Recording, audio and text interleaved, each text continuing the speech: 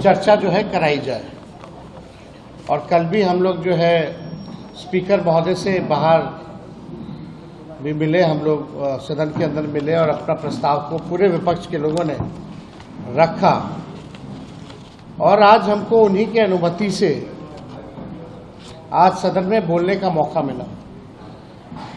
हम लोगों ने अपनी बात को रखा एसआईआर को लेकर के, चाहे टाइमिंग का सवाल हो या डॉक्यूमेंट का सवाल हो, या जो बिहार के लोग जो पलायन करके दूसरे राज्य कमाने खाने गए हैं उनकी जहाँ तक बात हो, या जो इलेक्शन कमीशन का कल लगभग 55 लाख लोगों का उन्होंने अनुपस्थित पाया, या सुप्रीम कोर्ट में जो इलेक्शन कमीशन ने हलफनामा जो दिया उसको लेकर के हम चर्चा कर रहे थे, अपनी बात को रख रहे थे। बहुत पीड़ा हुई देख करके कि सत्ता पक्ष में जो लोग हैं, कुछ लोग बड़े बड़े पद पे बैठे हुए मंत्री हैं, डिप्टी सीएम हैं, इतनी हल्की राजनीति करना उनको शोभा नहीं देता। और अध्यक्ष जी ने कहा था कि हर दल के लोगों से वो बुलवाएंगे, यानी जाहिर सी बात है कि सत्ता पक्ष को भी मौका मिलता अपनी बात को रखने का। लेकिन कुछ लोग हल्की राजनीति करने वाले लोग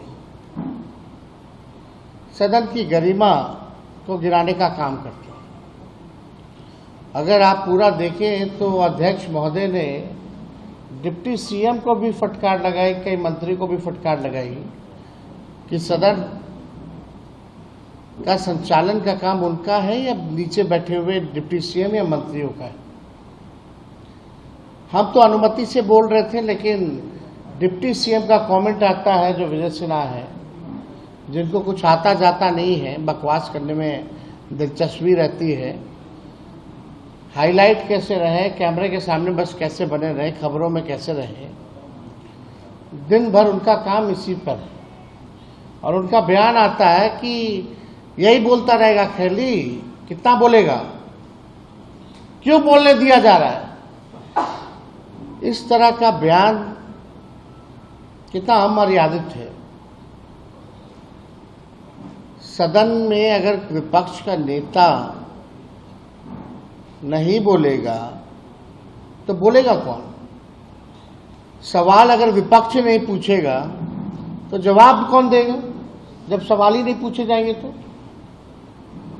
और हम सब लोगों को लगता था कि भाई सब पॉलिटिकल पार्टी अपनी राय को रखेगी एसआईआर को लेकर के,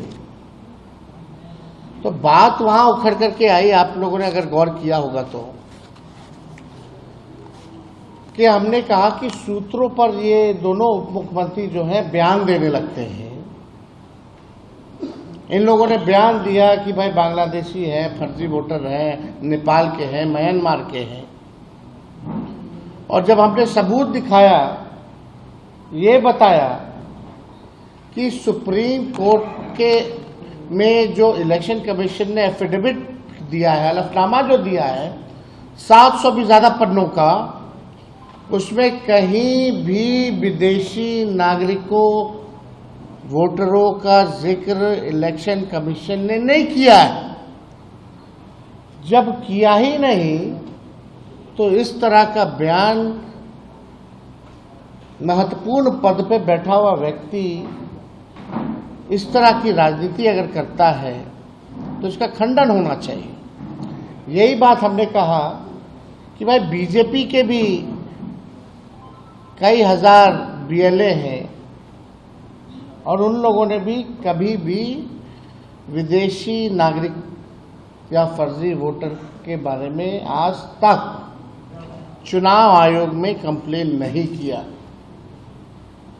तो जाहिर सी बात है, बात को बुरा लगा उनको। और अगर होगा भी तो 2005 से सरकार किसका है 25 तक, 11 साल से प्रधानमंत्री कौन है? यानी आप ही लोगों की सरकार ने डॉक्यूमेंट दिया होगा। तो उन्हीं लोगों के पास जब कोई जवाब नहीं है तो कुछ ना कुछ करके सदन में हंगामा करा करके आज का जो एसआईआर पर जो हम लोग चर्चा कर रहे थे उसको बाधित किया गया। इसके बाद हम सब लोग जो है अध्यक्ष महोदय से हम लोग मिले और हम लोगों ने आग्रह किया, क्योंकि भाई जब हम बोल रहे थे तो बीच में मुख्यमंत्री जी उठ गए थे और शायद उनको पता ही नहीं कि सदन में चर्चा किस बारे में हो रही थी। हमको जिस स्थिति में मुख्यमंत्री जी हैं, हमको पूरी सहानुभूति है कि उनकी क्या स्थिति हो गई है। पूरे सदन में सभी लोग जो हैं, सब लोगों को पता है था कि चर्चा किस पे हो रही है, लेकिन माननीय मुख्यमंत्री जी को पता नहीं, अपना जो बोलते हैं वही अपना बोलते रहे। फिर हम भी हस्तक्षेप नहीं किए, हमको ठीक नहीं लगा इस पे बोलने का, लेकिन आप सब लोग अंदाज़ा लगा सकते हैं कि मुख्यमंत्री जी की अब स्थिति बिहार चलाने लायक, सरकार चलाने लायक अब नहीं रहेगी। और कैसे बिहार चल रहा है रिमोट कंट्रोल से दिल्ली के, दो लोग जो वहाँ बैठ रहे हैं, जो प्रधानमंत्री हो या अमित शाह हो, उन्हीं के इशारे पे ये सारा काम हो रहा है। और ये एसआईआर भी उन्हीं लोगों के इशारे पे चुनाव आयोग कर रहा है। चुनाव आयोग के पास कोई जवाब नहीं। हालांकि 28 तारीख को मामला कोर्ट में है, लेकिन आप सोचिए, जो वोटर्स होते थे वो सरकार चुनती थी, आज उल्टा हो रहा है।